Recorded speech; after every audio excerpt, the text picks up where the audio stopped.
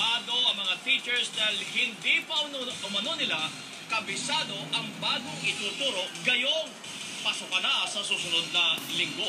Nagpapatrol si Jing Castañeda. Mahigit 5 taon nang nagtuturo ng algebra sa grade 7 sina Hazel at Jose. Pero sa bagong K-12 curriculum, kahit grade 7 pa lang, ituturo na rin ang geometry at trigonometry. Nag-aalala sina teacher Hazel at Jose. Tapos daw ang panahon para maghanda ang mga guro. Paano ma-simplify yung pagtuturo ng geometry kung hindi mo talaga master yung ano po? It's not just lesson plan but modules. Aside from the module, also the syllabus.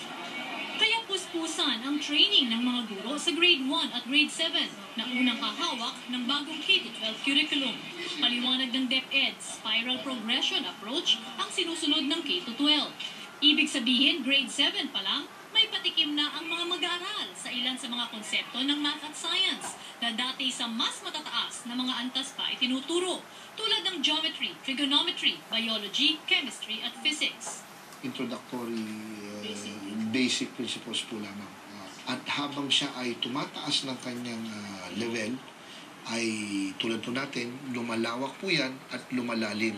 Aminado ang DepEd, kailangan ng mahabang panahon para makasanayan ng mga guro ang mga pagbabago sa iba't ibang subjects ng K-12. Kaya raw kailangang maumpisa na ito agad para mas mapagbuti sa mga darating na school year.